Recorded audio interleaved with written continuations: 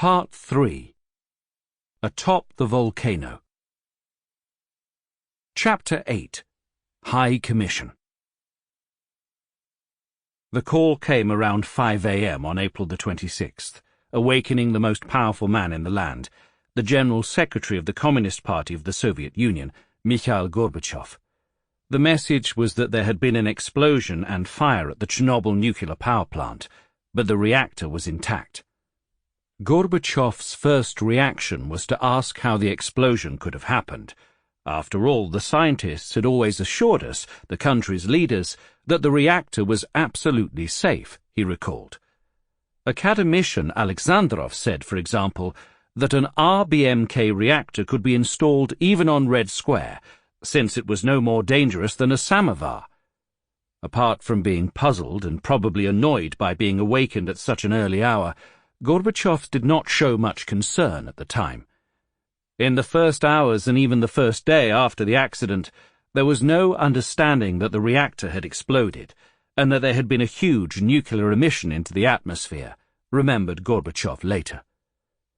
There was no need to wake up other members of the Soviet leadership or interrupt the weekend and call an emergency session of the Politburo. Gorbachev approved the creation of a state commission to look into the causes of the explosion and deal with its consequences. That was standard procedure in the case of high-profile accidents, and the initial alert concerning Chernobyl noted the possibility of 4 different types of emergency: nuclear, radioactive, fire, and explosion. Nikolai Ryzhkov, the chairman of the Soviet cabinet, had been on the phone at least since 2:40 a.m. when he had called the premier of the Ukrainian government, Alexander Lyashko, to inform him about the accident. Ryzhkov did not know much at the time and did not learn the details until later in the morning. He recalled later that he had not been particularly worried. The son of a miner from eastern Ukraine, Ryzhkov had spent his entire career in managerial positions in the Soviet machine-building industry, which was prone to accidents involving malfunctioning equipment or glitches in the technology. Well, what could have happened there? He asked himself. Any station, atomic, steam, coal or gas, must have a turbine, a wheel with all kinds of blades, said Ryzhkov, recalling his thoughts of that morning. We had cases, for instance, of a wheel breaking. There was a defect in it somewhere. Sometimes the roof was penetrated. Part of a turbine would be hurled right onto the roof. They learned how to deal with such accidents. We replaced the equipment and carried on. It was a big country. Accidents happened all the time, and this seemed to be just one more mishap. Ryzhkov began to realize that the accident was much worse than it had at first seemed when he arrived at his office and spoke with Anatoly Mayorets, the Minister of Energy, who oversaw the Chernobyl plant. It appeared that the damage was not limited to the turbine generator poking a hole in the roof. At a minimum, there was a lot of machinery to be replaced before things could return to normal. Mayorets, a new minister who had been in office less than a year, was reluctant to deliver bad news to his boss. At the 27th Party Congress, he had promised to double the number of reactors to be constructed in the next 5 years, and offered an innovative way of achieving that goal: cutting the time allocated for the design of nuclear plants. By the time he had been in office for a few months, he had met several deadlines for the production of electrical energy and the stabilization of the Soviet electrical grid, which had previously experienced sudden surges and drops in the supply of electricity. And now this. News of the accident caught Mayorets by surprise. He was at work by 5 a.m. trying to get a handle on developments in faraway Pripyat. Thank goodness the radiation levels seemed to be within the norm, and the number of casualties low. But the accident would delay the fulfillment of the year's production plans and compromise the stability of the grid. They had to put the plant back into operation as soon as possible, otherwise the plan figures and Mayorets's career prospects would be in trouble. The report, prepared by Mayorets's ministry for the Central Committee of the Communist Party, reflected that generally upbeat mood. The report was signed by Mayorets's first deputy, Alexei Makuchin. the former energy minister of Ukraine, on whose watch the Chernobyl power plant had been built. It was based on reports submitted by Viktor Brukhanov, who had informed party officials that the explosion that occurred at 1:21 a.m. had destroyed the roof and part of the walls of Unit 4. It had caused a fire that was extinguished by 3:30 a.m. 25 firemen and 9 engineers had been hospitalized, but the medical officials saw no reason for any special measures to protect workers at the plant or for evacuating the population of Pripyat. The operators were cooling down the reactor, and the ministry was examining the causes of the accident and its consequences.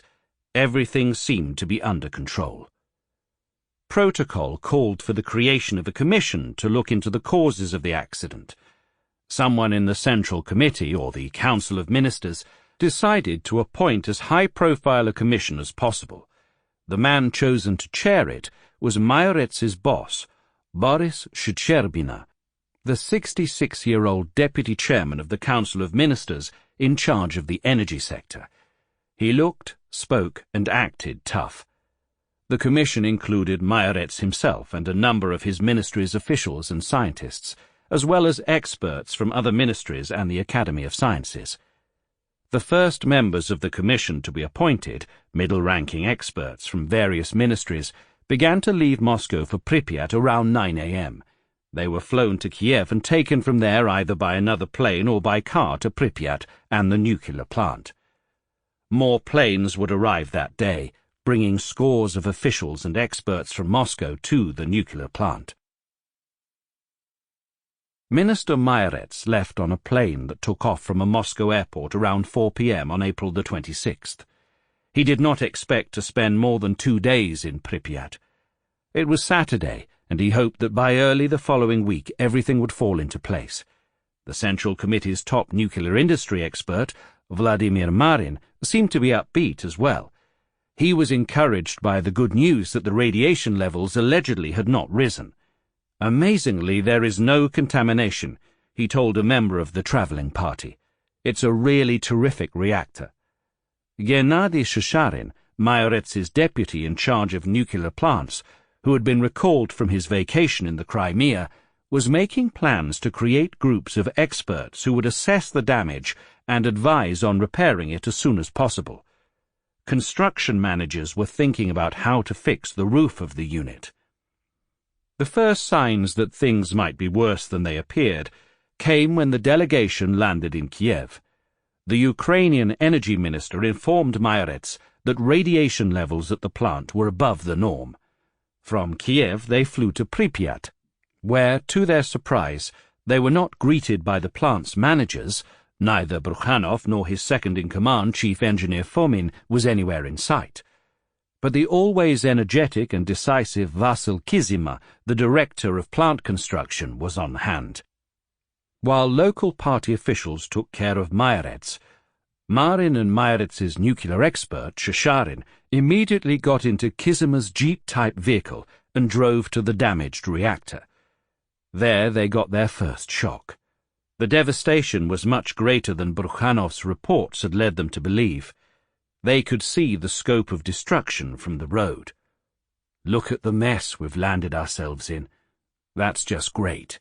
Now we're all lumped together with Brukhanov and Fomin," complained Marin. Kizima also blamed Brukhanov. Shcherbina remembered Kizima saying that he had never expected anything else from that marshmallow, Brukhanov. In Kizima's opinion, it was bound to happen sooner or later. Kizima stopped his car near a pile of rubble by the wall of Unit 4. They got out.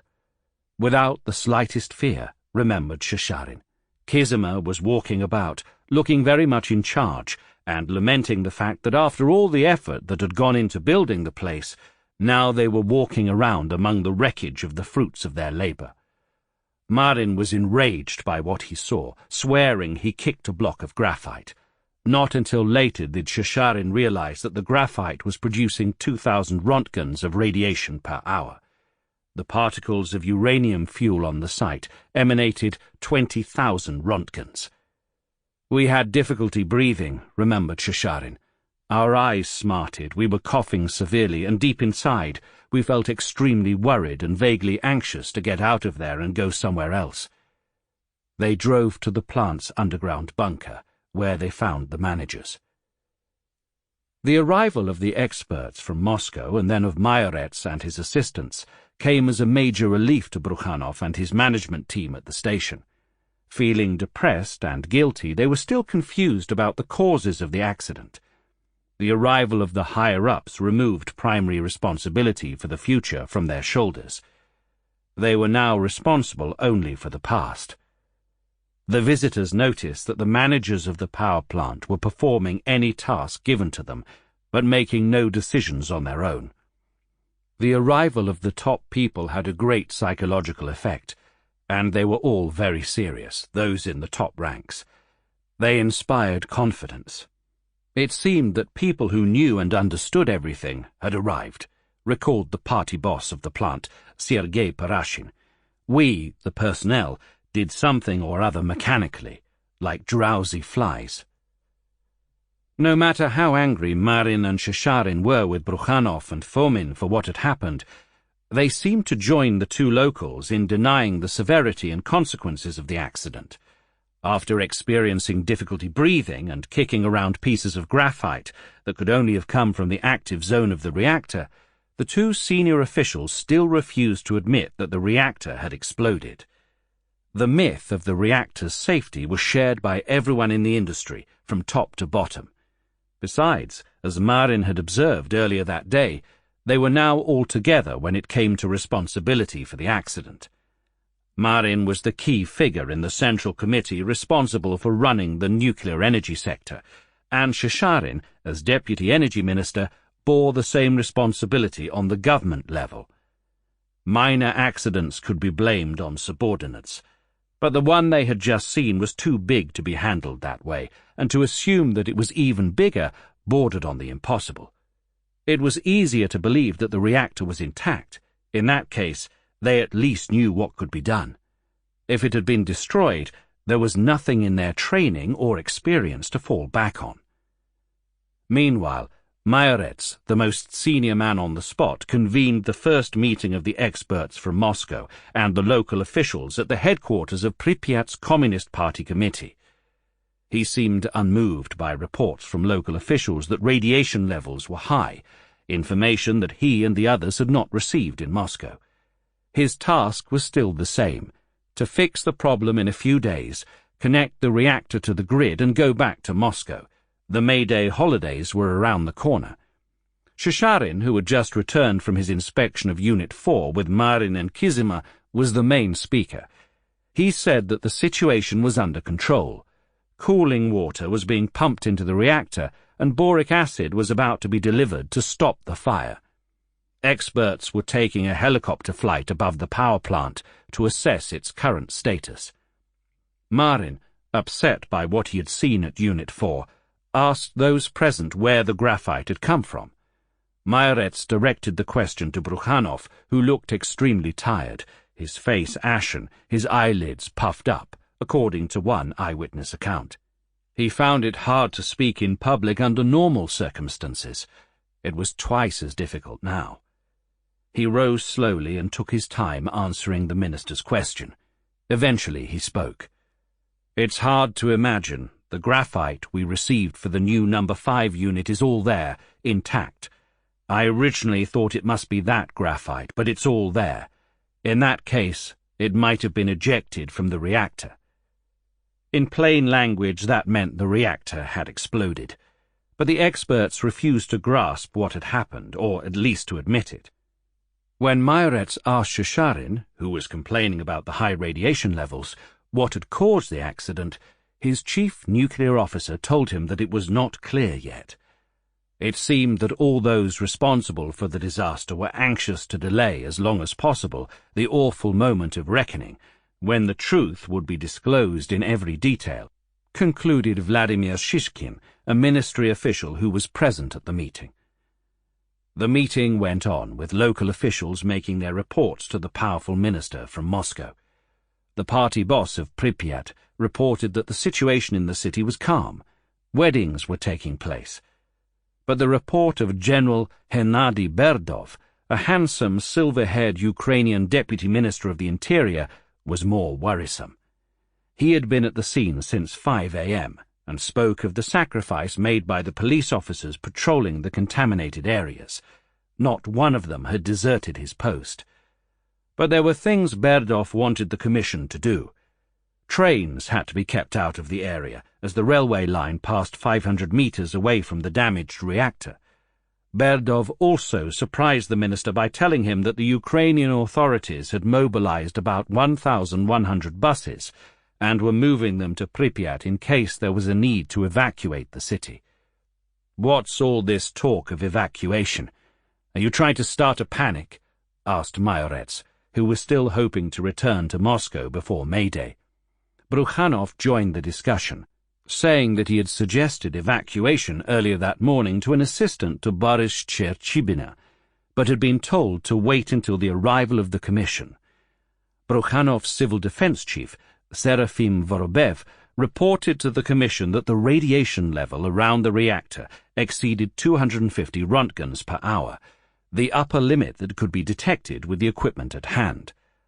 Vorobev, dishevelled and distressed as always, demanded immediate evacuation. Brukhanov tried to calm him down. The trip that had begun with the assumption that there was no significant radioactivity, and the meeting that had begun with assurances that the situation in Pripyat was under control, had suddenly taken a turn that Mayorets was desperately trying to avoid.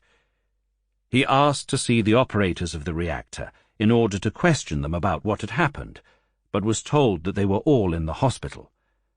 The medical officials present at the meeting told him that their skin had turned brown from radiation tan. They had received 3 to 4 times the lethal dose of radioactive exposure. A novice in the field of nuclear energy, Mayorets hoped that if they shut down the reactor, the ill effects would cease. But Shasharin told him that the operators had already shut down the reactor, which was now in an iodine pit. This meant that the reactor was temporarily disabled because of a buildup of short-lived nuclear poisons, especially isotopes of iodine and xenon. When the reactor was in this poisoned state, the nuclear reaction usually slowed down. Although Shasharin did not say so, he and other nuclear experts were concerned that once the reactor emerged from the poisoning, the reaction would pick up speed. That, in turn, could lead to another explosion, wiping the plant, the nearby city, and the members of the Commission off the face of the earth. Mayorets showed no visible signs of stress. As one of his subordinates noted, he was his usual dapper self, his hair parted neatly on his pink skull, his round face as expressionless as ever. Perhaps he simply failed to understand.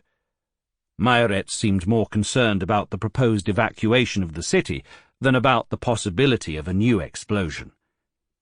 The top officials wanted to avoid panic, but even more they were trying to avoid responsibility for ordering an evacuation. That would mean admitting that something terrible had happened. There had not been an evacuation for any reason since World War II. Even suggesting something of the sort would be detrimental to one's career. What if you are mistaken? Mayorets asked those advocating evacuation. He continued, "I am opposed to evacuation. The danger is clearly exaggerated." They decided to take a break. Mayorets was standing next to Shasharin, smoking in the corridor of the party headquarters, when 2 experts from Moscow, Boris Prushinsky and Konstantin Polushkin, showed up. Prushinsky was the chief engineer of the Department of Nuclear Power Stations at the Ministry of Energy and Electrification. Polushkin was a senior scholar at the research institute that had designed the RBMK reactor. They had more expertise on the reactor between them than anyone else on the High Commission. They had taken the 9 a.m. plane from Moscow and arrived in Pripyat in the early afternoon. The first thing they did, after lunching in a restaurant that was also hosting a wedding party, was to find a helicopter. With a pilot and a photographer, they flew over the station to take a look at Unit 4 from above. What they saw left no doubt in their minds that the Commission's working assumption was wrong. The reactor was not intact. It had exploded. Prushinsky and Polushkin told Majorets what they had seen. The central hall of the reactor building was gone, destroyed by the blast. So were the main circulation pump room and the steam separator room. An explosion of steam in the reserve water tank simply could not have caused so much damage.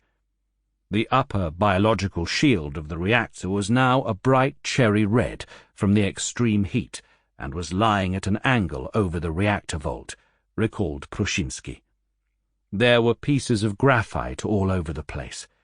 The reactor was no more. Its radioactive innards were scattered everywhere. It was safe to say that the reactor was utterly finished. It was one thing for Prushinsky to say that, and quite another for Polushkin, a representative of the designer of the allegedly explosion-proof reactor, but he agreed with his colleague. "What should be done?" asked the distressed Majorets. "God knows," answered Prushinsky. "Right now I can't say. There is graphite burning in the reactor. That has to be extinguished before anything else. But how, and with what? We've got to think." Boris Chicherbina, deputy head of the Soviet government and chairman of the High Commission, arrived in Pripyat after 8 p.m. A round-faced, slightly balding man of medium build with dark hair and a decisive look in his eyes, he was calm and considerate, commanding the respect of his subordinates. A native of Ukraine who had begun his party career in the industrial city of Kharkiv, Chicherbina had spent most of his life as a regional secretary of the Communist Party in western Siberia, where he presided over the birth of the Tyumen oil and gas industry. In 1973 he was transferred to Moscow to become Minister of Construction of Oil and Gas Enterprises and Pipelines. 11 years later, in 1984, he was promoted to Deputy Prime Minister in charge of the energy sector of the government. Thus, nuclear energy was becoming an ever larger part of his portfolio, even though oil and gas were remaining extremely important in the Soviet industrial complex, bringing in the lion's share of the government's hard currency earnings. Chicherbina was a natural choice to lead an all-powerful commission on the Chernobyl accident. The only problem was that on the morning of April the 26th he was away from Moscow, visiting the Siberian city of Burnaul. It was his routine to hop onto a plane on weekends and visit construction sites and enterprises throughout the Soviet Union. April the 26th was a Saturday, and Chicherbina, faithful to his routine, was on the road. Summoned by his boss, Nikolai Ryzhkov, he returned to Moscow, where the two officials had a 20-minute conversation about the accident, still believed not to be causing any rise in radiation levels. Then Chicherbina picked up a number of experts still in Moscow and flew with them to Kiev. During the flight, Chicherbina got a crash course in the history of nuclear disasters from Valery Legasov, a bespectacled 49-year-old of medium build with a big nose and prominent lips. Legasov was the first deputy of Anatoly Alexandrov, the director of the Kurchatov Institute of Atomic Energy. Instead of relaxing, Legasov had spent the entire Saturday at a meeting of party and managerial personnel at the Ministry of Medium Machine Building, a nuclear power monster that all but owned the Kurchatov Institute. True to my character and to habit ingrained over many years, I called for a car and went to the party management meeting, recalled Legasov. He had first heard the news of the Chernobyl accident before the meeting, but it did not seem like a matter of major concern then.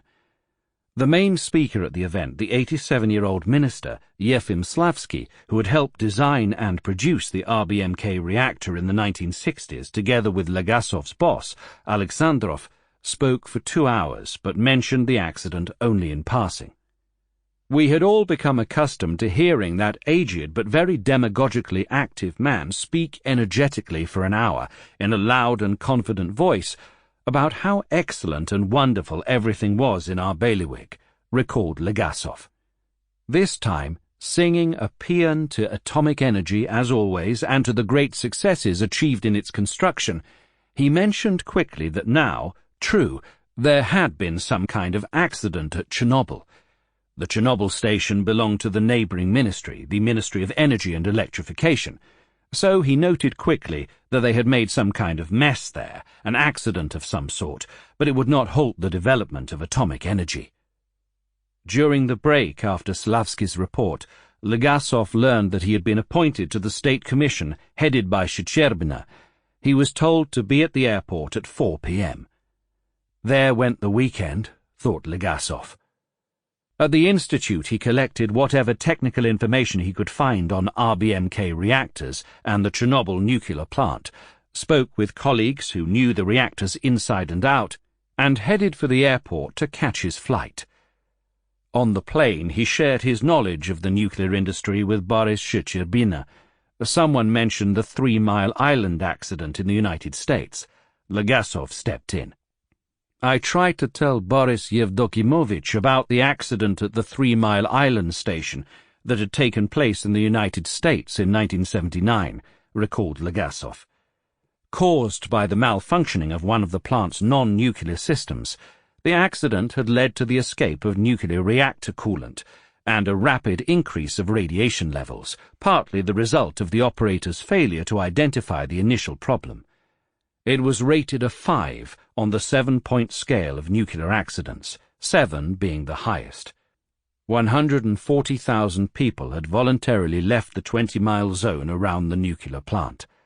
Legasov argued that most probably the cause of that accident had no bearing on the events in Chernobyl because of the fundamental difference in the construction of the apparatus. He was right. The Americans had used a pressurized water reactor that was much safer than the RBMK. The American reactor also had a concrete containment structure, and the RBMK did not. The Soviet Commission was about to deal with a much more dangerous situation. What struck Legasov once they landed in Kiev was the cavalcade of black government cars and the agitated crowd of Ukrainian leaders. Their faces were all agitated. They had no precise information, but said that the situation was bad there. Legasov and his colleagues got into the limousines waiting for them and drove to Chernobyl and then to Pripyat. The scenery on the way was beautiful, and those members of the commission who arrived during the day had a chance to fully enjoy it. Spring was already in full flower, and the orchards were in bloom. There were geese on the river Uj, remembered one of them.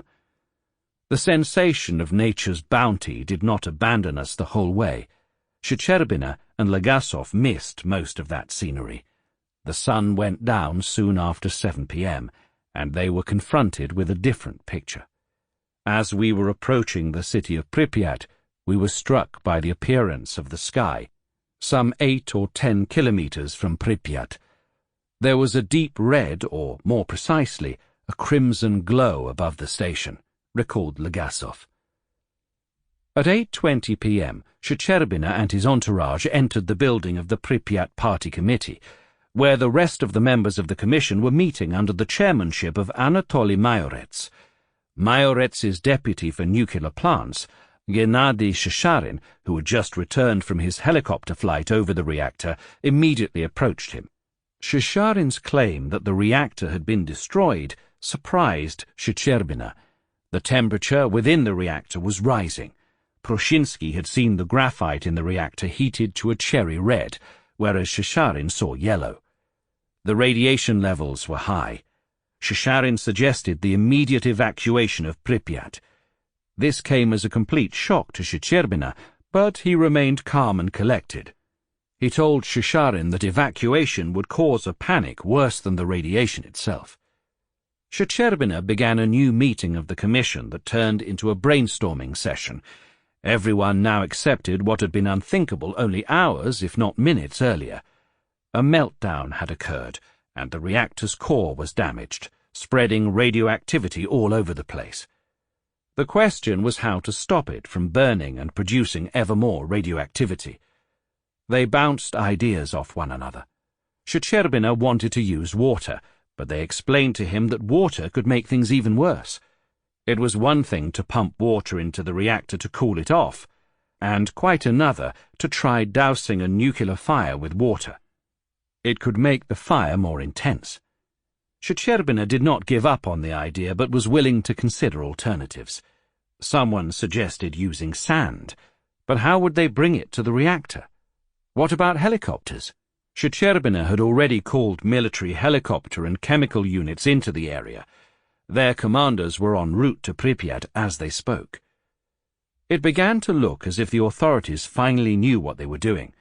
Shcherbina's demeanor changed in a matter of minutes. He finally knew what had to be done. Despite the late night, actually the pre-dawn hours, Shcherbina did not appear to be tired, recalled his assistant, B.N. Motovilov, when General Nikolai Antoshkin, Chief of Staff of Kiev's District Air Force Command, crossed the threshold of the Pripyat Party headquarters sometime after midnight. Shcherbina greeted him with the words, "Everything depends on you and your helicopter pilots now, General." He ordered Antoshkin to start dropping sandbags on the reactor right away. The Air Force commander replied that it was impossible. The helicopters were not there yet. Shcherbina agreed to wait, but only until daybreak. He had no other choice. Something else that he postponed until morning was the evacuation of Pripyat. What he had considered unacceptable spreading of panic only a few hours earlier had become an imperative by the late hours of April the 26th. Soon after 9 p.m., while the members of the commission were brainstorming about what to do with the reactor, which everyone now agreed was damaged, the reactor suddenly awakened. 3 powerful explosions illuminated the dark red sky above Unit 4, sending red-hot pieces of fuel rods and graphite into the air. It was a striking spectacle, remembered Leonid Khamianov, one of the experts from Moscow who observed the scene from the 3rd floor of the Pripyat Party headquarters. It's hard to say whether it was the result of the reawakening of the reactor, or whether water happened to fall onto the burning graphite at that moment, causing an explosion of steam, he observed. It looked as if the worst-case scenario was now coming to pass. Earlier in the day, experts had predicted a possible chain reaction, starting as soon as the reactor emerged from the iodine well. Some suggested 7 p.m., others 9 p.m., as the time when the reactor would reawaken. Now it seemed as if those predictions were on the mark. The explosions might be the first indications of a much bigger blast to come. They had no choice but to wait and see. But even without further explosions, those that occurred between 9 and 10 p.m. had put the population of the city in greater danger than it had been in during the day. The wind, which had previously been hardly noticeable, suddenly picked up, driving radioactive clouds northward from the damaged reactor to cover parts of the city. Radiation levels increased on the city plaza in front of party headquarters in downtown Pripyat, rising from 40 to 330 micro-rontgens per second, or 1.2 rontgens per hour. Late in the evening, Armen Abagayan, the director of one of the Moscow Nuclear Power Research Institutes who had dispatched to Pripyat as a member of the government commission, approached Shcherbina and demanded the evacuation of the city. Abagayan had just returned from the plant where the explosions in the reactor had caught him unawares. He and his colleagues had to seek shelter under a metal bridge. I told him that children were running in the streets, people were hanging laundered linen out to dry, and the atmosphere was radioactive, remembered Abagayan. That made an impression on the normal human level. But according to government regulations that had been adopted in the Soviet Union back in 1963, evacuation of the civil population was not necessary unless the radiation dose accumulated by individuals reached the 75 Rontgen mark. Calculations had shown that with the existing level of radioactivity, the intake might be about 4.5 Rontgens per day.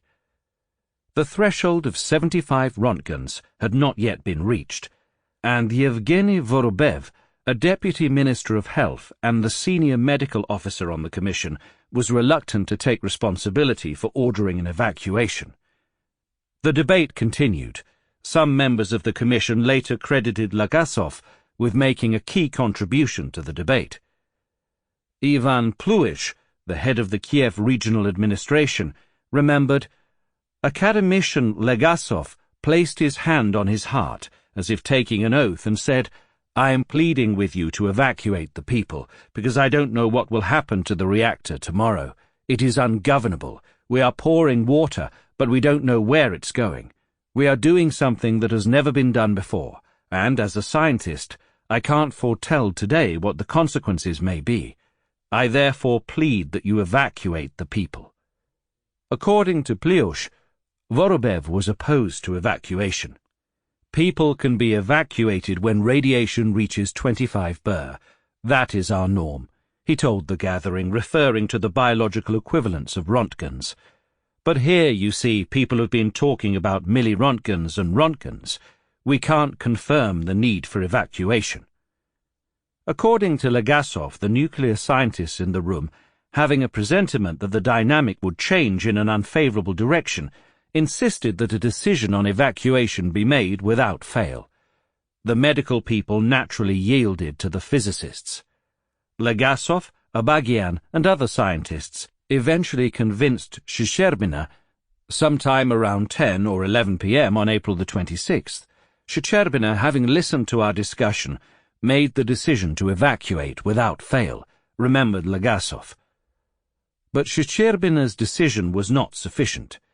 They told one party secretary, and he said, "I can't give you my agreement to this," recalled Pliush. They got through to another, who also expressed sympathy, but said that he could not give his assent, and it was impossible to get through to a third. Eventually, Shcherbina phoned his boss, Premier Nikolai Ryzhkov. "Shcherbina called me on Saturday evening," recalled Ryzhkov, and reported on the situation. "We've measured the radiation. Pripyat has to be evacuated. Immediately. The station is close by and it's emitting radioactive contagion. And people in the city are living it up full blast. Weddings are going on.